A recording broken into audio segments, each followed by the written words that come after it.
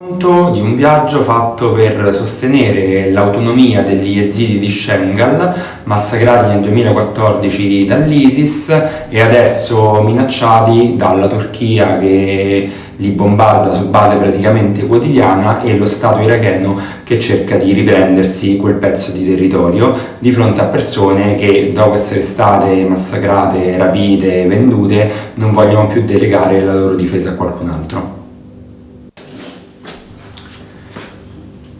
No Sleep Till Shangal è un racconto di un viaggio fatto per sostenere l'autonomia.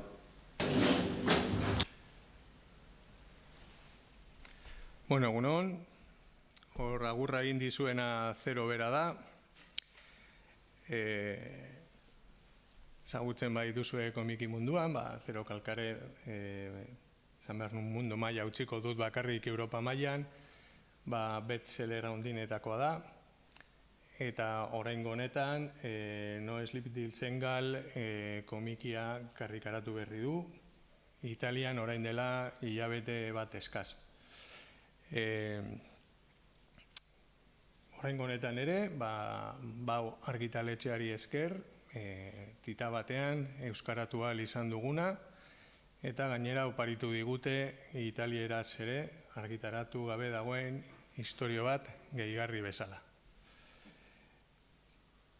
Ez da lehen aldia Zero Kalkare bidaia kronika bat idazten duena, nolabait Kobane Kalin eta beste istorio labur batzuei segida ematen die Shengalera egindako bidai honetan, eta aurrenekoetan Siriako iparraldean dagoen Kurdistan aldera abiatu bazen ere, oraingo honetan Irakeko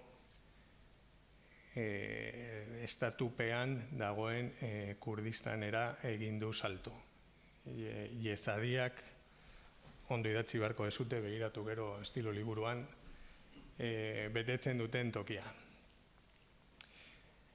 Komiki honetaz hitz egiteko beraz, bi zati edo bi arlo banatu behar dugu. Batetik, ezin ahaztu komiki bat dela eta hortikan artista baten lanari buruz hitz egin beharko genukela. Eta bestetik, kasu honetan, eta berak hala esan du bai bideoan, bai eta honi buruz eman dituen elkarrizketatan ere, komiki honek oso gai zehatza du. Shengal eskualdean bizi edo pairatzen duten egoera.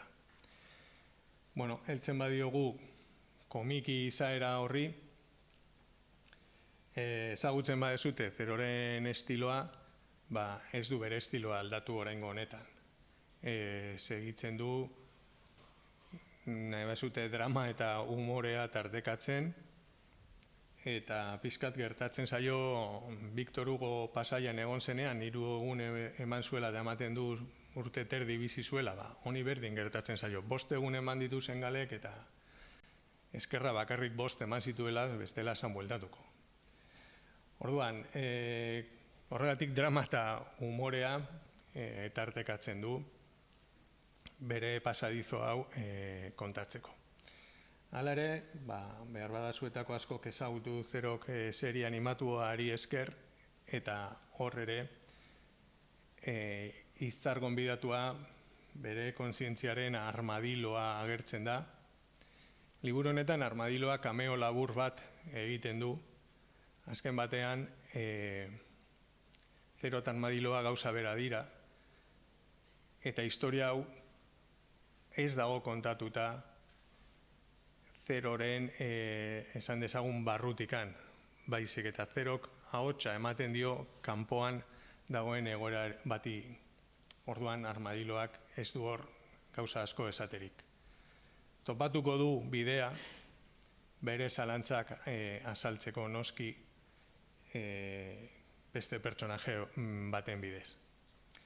Baina horrek ere eramaten gaitu kontakizunaren mamilara. Esan dizuet bezala, ez da barne kontakizun bat, baizik eta kanpoan gertatzen den zerbait. Eta horregatik hor berak esaten du, eta komikian zehar behin baino gehiago errepikatzen du, inork kontatzen ez duena, inork azalerazten ez duena, toki horietan eta une horretan sarraskiak, triskantzak eta milaka hildako gertatzen dira. Jesadiak ospetsuak egin ziren bere borondatearen kontra 2014 urtean ISISen gandik ihes egin behar izan zutenean, ihes egiterik izan zutenak. Bitarte horretan milaka hildako eta milaka emakume eta haur bortxatuak eta baituak izan ziren. Ihes egin zutenak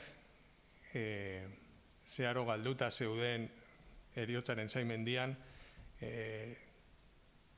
Rojabatik PKK-koek iritsi eta haiek salbatu arte. 8 urte pasa dira eta sarraski hartatik libratu edo bizirik atera zirenak nun dauden eta ze bizimodu duten kontatzen du Zerok. Protagonista beraz guztiz realak dira, pertsonajeak ez dira fiktizioak, berak esaten duen bezala, bidai horretan ezagutu duen jende asko hil dute dagoeneko, eta haurrak zirenak gaur egun, haietako batzuk 18-20 urte dute, eta haietako askok erabaki dute bere etxean den toki horretan bizitzen geratzeko. Nola? Hori da komikiak kontatzen duena.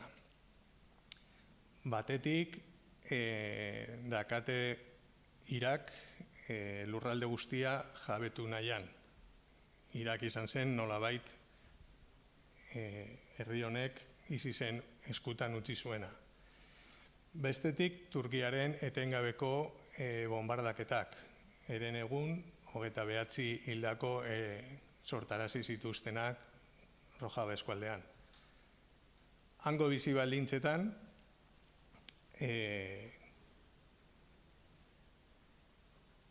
geratu direnak zer egiten dute. Hori da TVOan deskubrituko dezutena. Posarekin, samindurarekin, saminarekin, suizidio tasa altu batekin, baina horretaz gain nolabaiteko itxaropen mezua. Rojaban zabaldutako Konfederakuntza Demokratikoaren antolaketa sozial eta politikoaz jabetu dira eskualde honetan ere bai. Eta Zerok beste Kobanen eta beste historiotan egin duen bezala, ara joaten da horren berri emateko. Bere zalantza guztiekin. Zalantza horiek ere aitortzen ditu eta nola kudeatu dituen irakurriko dezute. Beti ere, egoera gordin horretan esan bezala, umorea, drama eta errealismoa tartekatuz.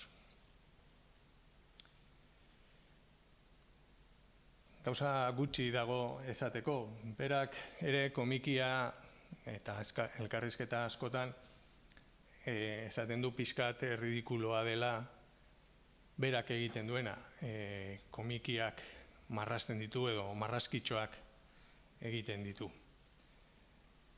Baina hori da bera egitea erabaki duena,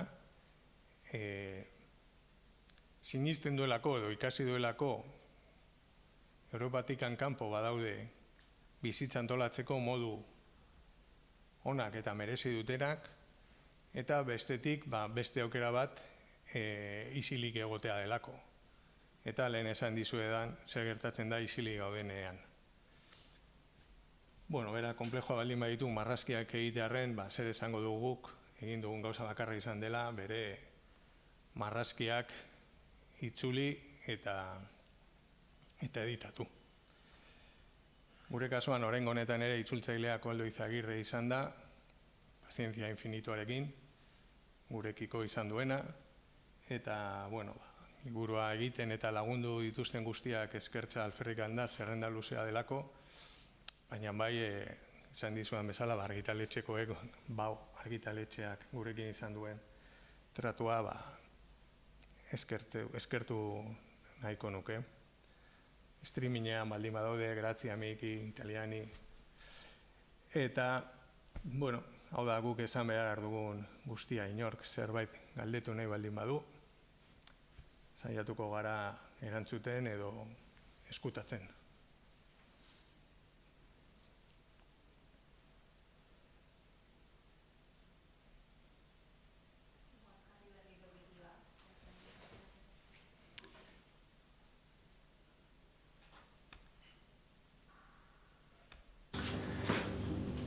No Sleep Till Shangal è un racconto di un viaggio fatto per sostenere l'autonomia degli yazidi di Shangal, massacrati nel 2014 dall'ISIS e adesso minacciati dalla Turchia che li bombarda su base praticamente quotidiana e lo Stato iracheno che cerca di riprendersi quel pezzo di territorio di fronte a persone che dopo essere state massacrate, rapite, vendute non vogliono più delegare la loro difesa a qualcun altro.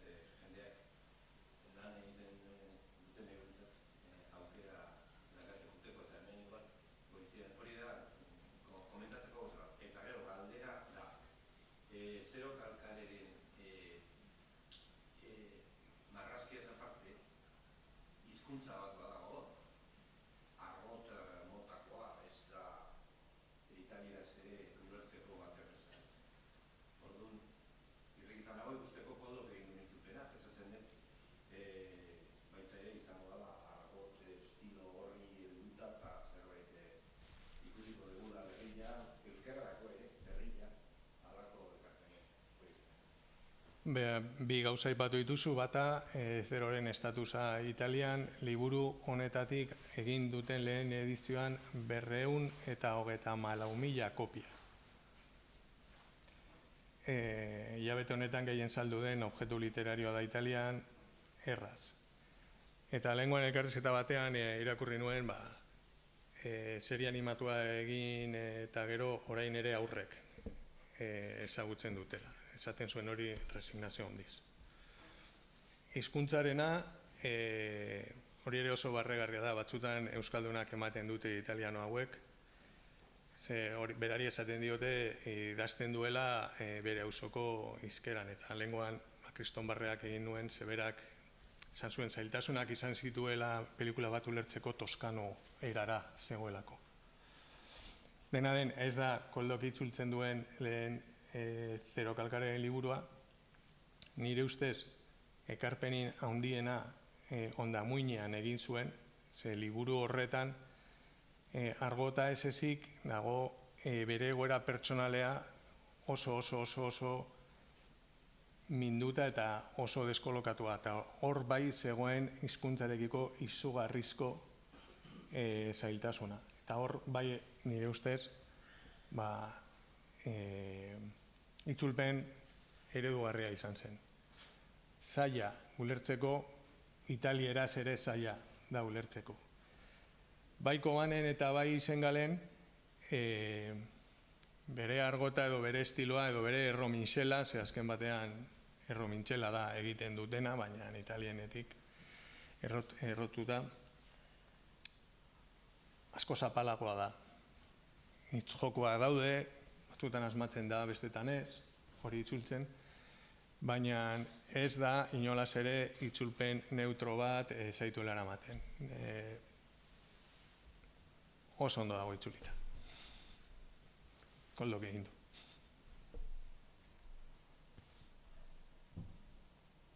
Komentazu itzulpenien historio gehiagarri bat da. Bai. Bai.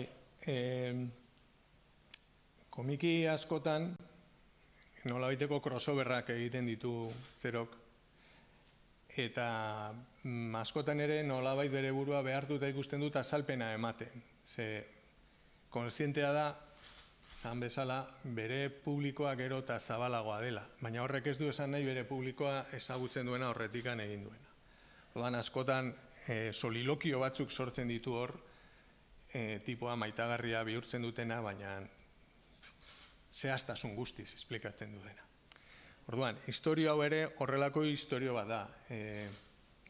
Behar bada jende askorentzat Okalan zein den edo PKK zer den ezaguna da. Baina bera kontzientea da, liburu honetan hau irakurriko duten 234.000 pertsona hoien artean, behar bada erdia zer den ez dakite. Eta orduan, badaka historio labur bat, ere Kurdistanei lotuta, hori da argitaratu ez dena, ez da italieraz ere, eta hori da eman digutena. Eta osatu dugu Sengalekoa Okalanen askatasuna aldarrikatzen duen komiti batekin eta nazioartean PKKak zegoeran pairatzen duen azaltzeko. Bueno, besterik gabe, joan zen asteburuan Istanbulen egon zen atentatua, haiei josten diete, eta ze kasualitatea handikan eta 48 ordu beranduago, lehen komentatu dugun Turkiaren ratzia egon da eskualdean.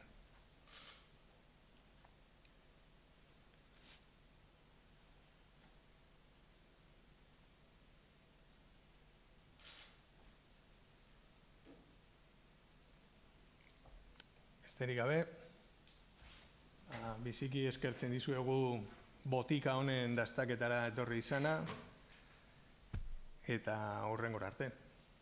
Ondo izan.